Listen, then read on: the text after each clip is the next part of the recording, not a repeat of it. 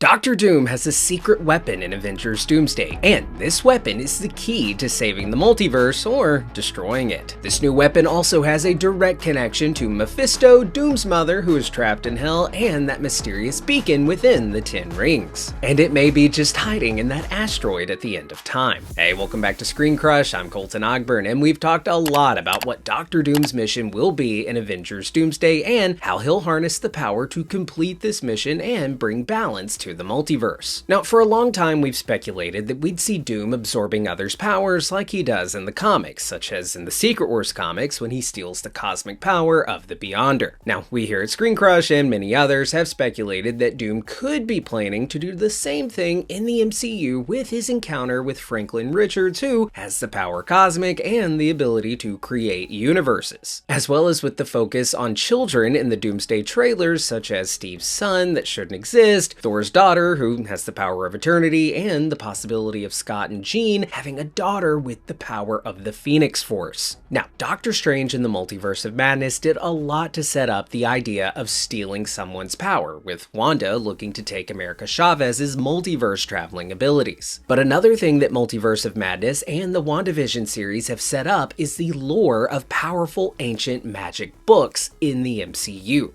We've been introduced to the Darkhold. That's the Book of the Damned. As well as its polar opposite, the Book of Ashanti. Now, we have to remember that Doctor Doom isn't just a brilliant scientist, but he is a master sorcerer, rivaling the power and knowledge of Doctor Strange when it comes to the mystic arts. And that's where this latest rumor comes into play. Now, spoiler warning, if you aren't down with leaks or potential leaks and you don't want any possible spoilers, here's your warning, click off now. But this one has been making its rounds on the internet, so we are going to talk about it. Still here? Cool. Alex Perez of the Cosmic Circus, a somewhat reliable leaker in this space, he did one of his Q&As taking questions about Avengers Doomsday. In this Q&A, he was asked the following: what is the main connection or thread between Agatha All Along, WandaVision, and Doomsday that you have been hinting at for the last few days? Alex responded with, it mainly has to do with the concepts of magic that are explored in those shows. As much as the film is heavily based on the multiverse, time, and science, a good portion of it really goes into exploring the supernatural, the Darkhold, the runes, the way Agatha absorbs magic. It's all relevant to something that Doom does in Avengers Doomsday.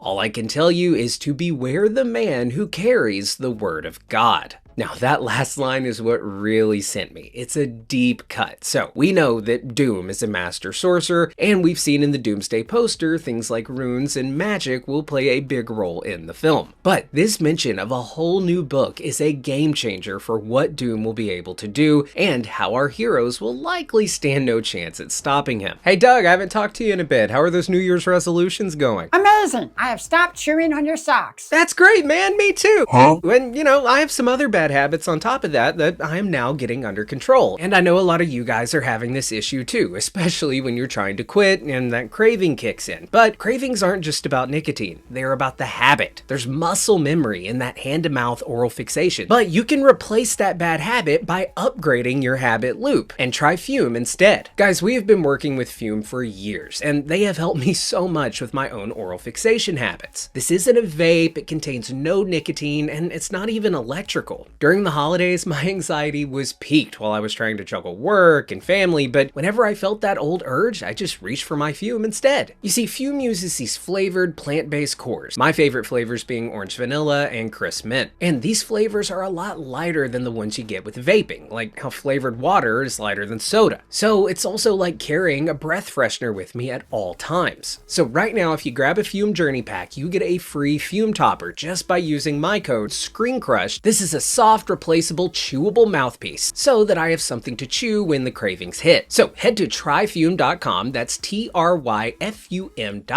and use the code ScreenCrush to get your free Fume Topper with your Journey Pack. Now, back to what I was saying. So in the comics, the Word of God isn't like the Bible or a book written by the one above all who is essentially the god of the Marvel Universe. This book was created by a powerful, extra-dimensional being. The more I talk about it, it sounds like God, but we really don't know much about this being. being. It is simply known as the author of the Word of God, and its original purpose was to let that being travel between universes. And that sounds like something a multiversal traveler like Doom might be interested in. Now, the way the book works is when you speak the symbols that can be found inside the book out loud, it can literally rewrite reality, similar to Wanda's ability in the comics to warp reality with spoken words like when she says no more mutants. This book can destroy entire armies, break magical barriers, force people to relive past events, and even let someone try to turn themselves into a god. This is the ultimate spellbook, putting creation and destruction right at the fingertips of its beholder. But here's the catch. Every word you speak from this book slowly begins to bind your soul to the author who created it. The book will also begin to drive you insane over time, and it helps the author track the book's location. So the more you use it, the more that you are acting as a beacon for the author itself, and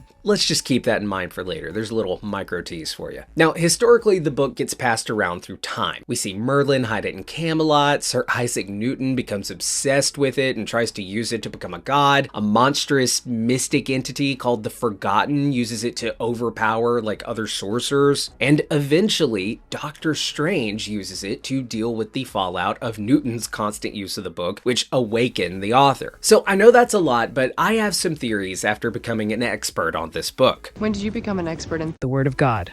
Last night. Now, the most obvious piece of this puzzle is that Doom, a sorcerer, has gained access to this book and is using and perhaps abusing its power, similar to that of Doctor Strange and his use of the Darkhold and the Book of Ashanti, as well as Wanda's use of the Darkhold. But where it gets interesting is the lore of this book and its mysterious author. Those who use this book suffer the consequences of their soul becoming more and more attached to the author. Now, who is a sorcerer we know who has exchanged access to great power for a piece of their soul? Cynthia Von Doom, Dr. Doom's sorceress mother. A huge piece of Doom's backstory is the fact that Doom's mother made a deal with the devil, aka Mephisto, in exchange for the power to free her people from oppression. In doing so, her soul is eternally linked to Mephisto and damned to his hell realm. Now, Doom spends a lot of time going to the ends of the universe to free his mother from this damnation. And this is also connected to why his face is so messed up and why he wears the mask. So, in the comics, it is one of Doom's key motivators, and it's a major part of his character. So, as the MCU tends to do, what if we see some characters begin to be melded together, kind of like how He Who Remains was made into a Kang variant for the MCU, whereas in the comics, he's a completely separate character? What if part of Doom's backstory in the MCU is like in the comics, where his mother makes a deal with the devil via her use of the Word of God book, similar to how Wanda used the Darkhold, which was authored by the demon Chthon, to access great multiversal power through magic and the mystic realm, and she of course did that because she wanted her children back. What if we see that Doom's mother pretty much did the same thing to try and save her people? She used a very powerful magical book as a sorceress herself, and it ended up connecting her with a demon, or in this case, the devil himself, and it began to corrupt her mind and perhaps even take her soul. The multiverse saga has done so much to set up that not only are science and technology and time travel part of how this whole multiverse thing works, but they've also set up the mystic arts as well, and WandaVision, Agatha All Along, and Multiverse of Madness. Those projects have done a lot of that legwork. Magic portals between universes, books authored by demons that grant you access to the multiverse, constant references to the character of Mephisto, which we finally met in Ironheart, a show that started what I think Vision Quest will finish, which is the melding of the science side and the mystic side of this saga. So anyway, I think we could learn that the mysterious author behind the Word of God, in the MCU at least, is Mephisto. This book provides the power to manipulate and rewrite reality itself, a power that Mephisto famously has in the comics and in the MCU. So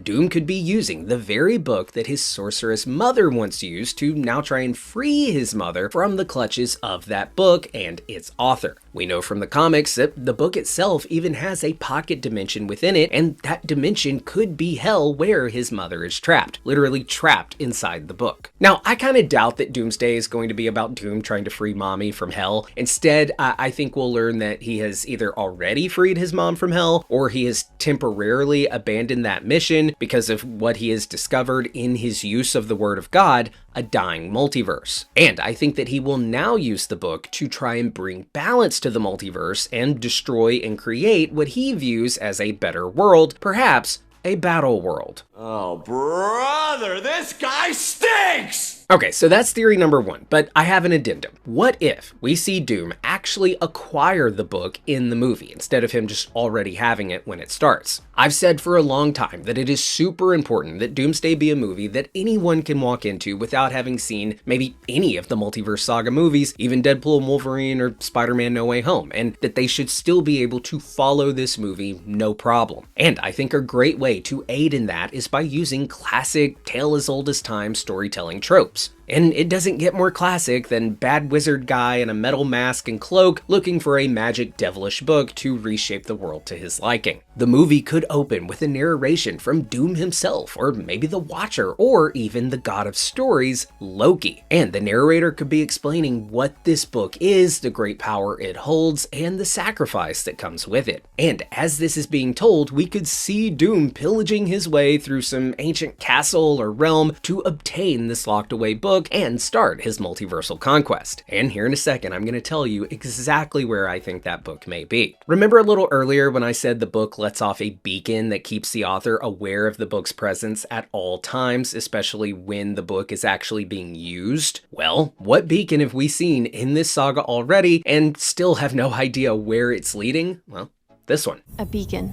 They're sending a message. Now, I've theorized that this beacon could be leading to Loki. I mean, if you look at it compared to this shot of Loki's tree, they look identical. And it could be like a distress call from Loki. But what if instead this beacon coming from the ancient relics that are the 10 rings is actually picking up on a signal from another ancient and very powerful world-conquering artifact, the Word of God? This beacon in Shang-Chi could be reintroduced in Doomsday, and we could see not only Doom, but the Avengers as well trying to make their way to this beacon, the Word of God, before Doom can get his hands on it and enact his plans to reshape the multiverse. Doom could even be in possession of another ancient artifact that is leading him to this same beacon, while the Avengers, of course, are using the 10 rings and perhaps even the bangles of Kamala Khan. And where could this beacon still wind up leading to? Loki. This throne at the end of time where Loki sits is the same place where He Who Remains Citadel sat. And there's something special about this out of time and reality location. The perfect hiding spot for a powerful relic like the Word of God. This is a book that gives you the power to rewrite and transcend universes. And it makes sense that it would be hidden in the very same place where we have now seen two beings take a throne where they now have the power to control the entire multiverse. The same throne that I think we will see Doom take at some point in this movie. Inside this floating asteroid outside of time and space, the asteroid where He Who Remains throne once sat and where now Loki's throne sits, and where both of them have been able to let the multiverse flow as they see fit, this could mean that inside that asteroid could be the very words of creation and destruction themselves. And that could be why He Who Remains and Loki were both able to let the multiverse become what they wanted it to become, because they are harnessing that power from within that asteroid, perhaps without even knowing that the book itself is in there. Or hey, maybe it was one of the many books that He Who Remains had chilling in his library, and now it's just somewhere kind of floating around Loki's throne. And that would make sense, because with books like the Book of Ashanti, we've seen that it was hidden in a place between universes, and it just makes sense that an arguably more powerful book than the Book of Ashanti would have a similar and perhaps even better hiding place outside of Minnie's reach. But hey,